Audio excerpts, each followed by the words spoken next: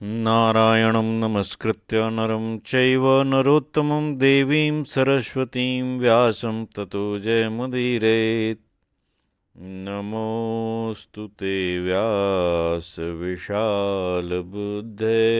फुल्लारविन्दायतपत्रनेत्र येन त्वया भारततैलपूर्णः प्रज्वालितो ज्ञानमयः प्रदीपः प्रपन्नपारिजाताय स्तोत्रवैत्रैकपाणये ज्ञानमुद्राय कृष्णाय गीतामृतदुहे नमः। वसुदेवसुतं देवं कंसचाणूरमर्दनं देवकी परमानन्दं कृष्णं वन्दे जगद्गुरुम्। मूकं करोति वाचालं पङ्गुं लङ्घयते गिरिं यत्कृपातमहं वन्दे परमानन्दमाधवम्। लीतु सदा सुदीन की सहज दया के धाम, जननी जनक राजेश के प्रभु श्री सीताराम। चतुर्दशाधिक शततमोऽध्यायः। युधिष्ठिर का कौशिकी, गंगा सागर एवं वैतरणी नदी होते हुए महेंद्र पर्वत पर गमन करना। वैशंपायनुवाच। ततः प्रयातः कौशिक्याः पांडवो जनमेजय आनुपूर्व्येण सर्वाणि जगामा यतनान्यथत्। स्वसागरं समासाद्य गंगाया संगमे नृप नदीशतानां पंजानां मध्ये चक्रे समाप्लवम्। वैशंपायन जी कहते हैं, जन्मेजय तदनंतर पांडुनंदन युधिष्ठिर ने कौशिकी नदी के तटवर्ती सभी तीर्थों और मंदिरों की क्रमशः यात्रा की। राजन, उन्होंने गंगा सागर संगम तीर्थ में समुद्र तट पर पहुंचकर 500 नदियों के जल में स्नान किया। ततः समुद्र तीरेण जगाम वसुधाधिपः भ्रातृभिः सहितो वीरः कलिंगान प्रतिभारत। भारत तत्पश्चात वीर भूपाल युधिष्ठिर अपने भाइयों के साथ कलिंग देश अर्थात उड़ीसा में गए। लोमसुवाच। एते कलिंगाः कौन्तेय यत्र वैतरणी नदी यत्रायत धर्मोपि देवान् शरणमेत्य वै। तब लोमस जी ने कहा, कुंती कुमार, यह कलिंग देश है जिसमें वैतरणी नदी बहती है, जहाँ धर्म ने भी देवताओं की शरण में जाकर यज्ञ किया था। ऋषिभिः समुपायुक्तं यज्ञेयं गिरिशोभितम् उत्तरं तीरमेतद्धि सततं द्विजसेवितम्। यह पर्वतमालाओं से सुशोभित वैतरणी का वही उत्तर तट है जहाँ यज्ञ का आयोजन किया गया था। बहुत से ऋषि तथा ब्राह्मण लोग सदा इस उत्तर तट का सेवन करते आए हैं। समानं देवयानेन पथा स्वर्गमुपेयुषुः अत्र वै ऋषयोऽन्येऽपि पुरा क्रतुभिरीजरे। स्वर्गलोक की प्राप्ति करने वाले पुण्यात्मा मनुष्य के लिए यह स्थान देवयान मार्ग के समान है। प्राचीन काल में ऋषियों तथा अन्य लोगों ने भी यहाँ बहुत से यज्ञों का अनुष्ठान किया था। अत्रैव रुद्रो राजेन्द्र पशुमा दत्तवान् मखे पशुमादाय राजेन्द्र भागोऽयमिति चाब्रवीत्। राजेंद्र, यहीं रुद्रदेव ने यज्ञ में पशु को ग्रहण कर लिया था। उस पशु को ग्रहण करके उन्होंने कहा, यह तो मेरा हिस्सा है। ऋते पशो तदा देवास्तमुचुर्भरतर्षभ मां परश्वमभिद्रोग्धा मां धर्मान् सकलान् वशे। भरत श्रेष्ठ, पशु का अपहरण हो जाने पर देवताओं ने उनसे कहा, आप दूसरों के धन से द्रोह न करें, अर्थात दूसरे के हिस्से को न लें। धर्म के साधनभूत समस्त यज्ञ भागों को लेने की इच्छा न करें। ततः कल्याण रूपाभिर्वाग्भिस्ते रुद्रमस्तुवन् इष्टया चैनम तर्पयित्वा मानयान चक्रिरे तदा। यूं कहकर उन्होंने कल्याणमय वचनों द्वारा भगवान रुद्र का स्तमन किया और इष्टि द्वारा उन्हें तृप्त करके उस समय उनका विशेष सम्मान किया। ततः स पशुमुत्सृज्य देवयानेन जग्मिवान् तत्रानुवंशो रुद्रस्य तम निबोध युधिष्ठिरः। तब वह उस पशु को वहीं छोड़कर देवयान मार्ग से चले गए। युधिष्ठिर, यज्ञ में भगवान रुद्र की भाग परंपरा का बोधक एक श्लोक है, उसे बताता हूँ, सुनो। अयातयामं सर्वेभ्यो भागेभ्यो भागमुत्तमं देवाः संकल्पयामासुर्भयाद्रुद्रस्य शाश्वतम्। देवताओं ने रुद्रदेव के भय से उनके लिए शीघ्र ही सब भागों की अपेक्षा उत्तम एवं सनातन भाग देने का संकल्प किया। इमां गाथामत्र गायन्नपः अस्पृशति यो नरः देवयानोस्य पंथास्य चक्षुषाभिप्रकाशते। जो मनुष्य यहाँ इस गाथा का गान करते हुए वैतरणी के जल का स्पर्श करता है, उसकी दृष्टि में देवयान मार्ग प्रकाशित हो जाता है। वैशंपायनवाच ततो वैतरणीं सर्वे पांडवा द्रौपदी तथा अवतीर्य महाभागस्तर्पयांश्चक्रिरे पितृन्। वैशंपायन जी कहते हैं, राजन, तदनंतर महान भाग्यशाली समस्त पांडवों और द्रौपदी ने वैतरणी के जल में उतरकर अपने पितरों का तर्पण किया। युधिष्ठिरवाच उपस्पृश्येह विधिवदस्यां नद्यां तपोबलात् मानुषादस्मि विषयादपेतः पश्य लोमश।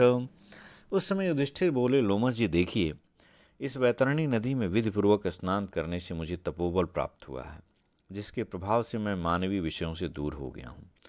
सर्वान् लोकान् प्रपश्यामि प्रसादात् तव सुरत् वैखानसानां जपतामेष शब्दो महात्मनाम।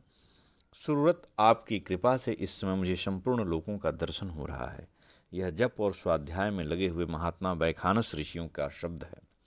लोमशुवाच त्रिशतं वै सहस्राणि योजनानां युधिष्ठिर यत्र ध्वनिं शृणोष्येनं तूष्णीमासस्व विशाम्पते। लोमश जी कहते हैं कि राजा युधिष्ठिर, जहाँ से आती हुई इस ध्वनि को तुम सुन रहे हो, वह स्थान यहाँ से 3 लाख योजन दूर है, अतः अब चुप रहो। एतत् स्वयंभुवो राजन् वनं दिव्यं प्रकाशते यत्रायजत राजेंद्र विश्वकर्मा प्रतापवान। राजन, यह ब्रह्मा जी का दिव्य वन प्रकाशित हो रहा है। राजेंद्र ही प्रतापी विश्वकर्मा ने यज्ञ किया है।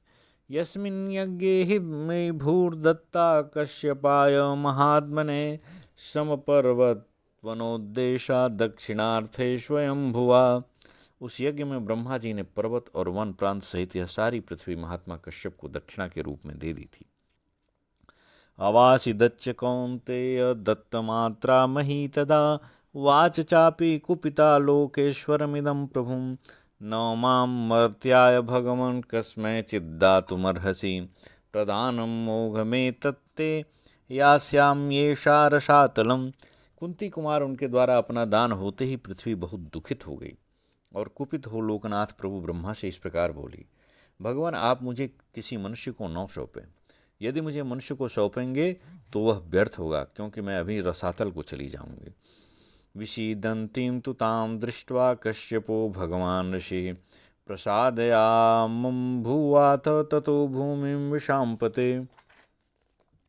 राजन, पृथ्वी देवी को विषाद करती देख महर्षि भगवान कश्यप ने प्रार्थना द्वारा उन्हें प्रसन्न किया।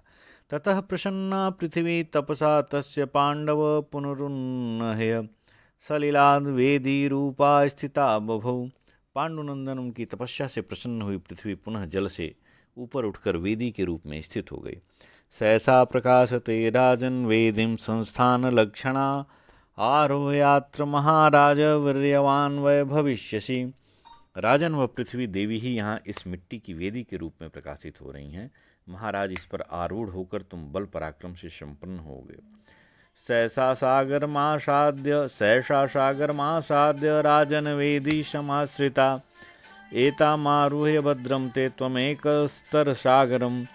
युधिष्ठिर, वही यह वेदी स्वरूपा पृथ्वी समुद्र का आश्रय लेकर स्थित है। तुम्हारा कल्याण हो, तुम अकेले ही इस पर चढ़कर समुद्र को पार करो।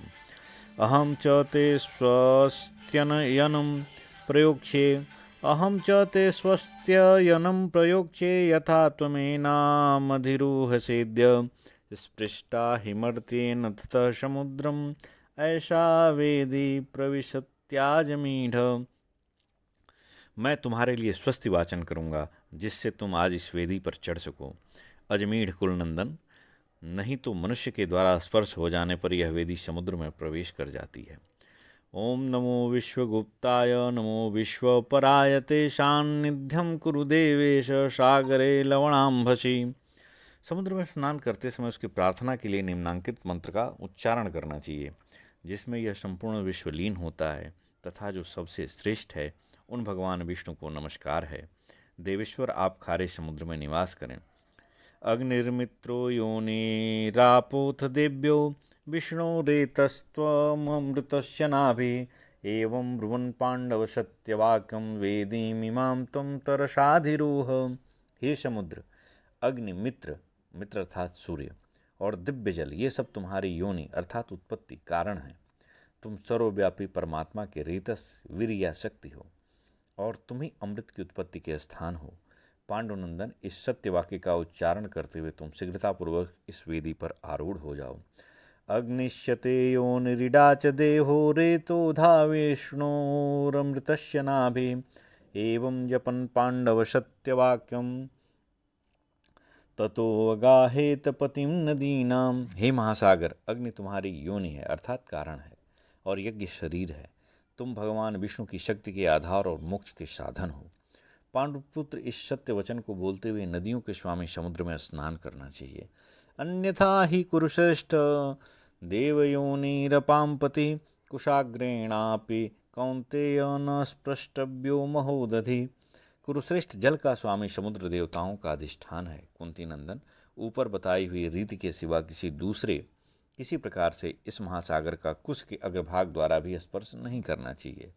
वैशंपायनवाच, ततः कृतस्वस्त्ययनो महात्मा युधिष्ठिरः सागरमभ्यगच्छत् कृत्वा च तच्छासनमस्य सर्वं महेंद्रमासाद्य निशामुवाच।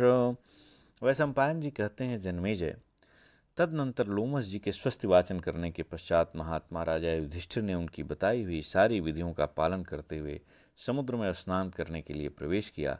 इसके बाद महेंद्र पर्वत पर जाकर रात्रि बिताई। इति श्री महाभारते वन पर्वणि तीर्थयात्रा पर्वणि लोमस तीर्थयात्रायां महेंद्राचलगमने चतुर्दशाधिकशततमोऽध्यायः।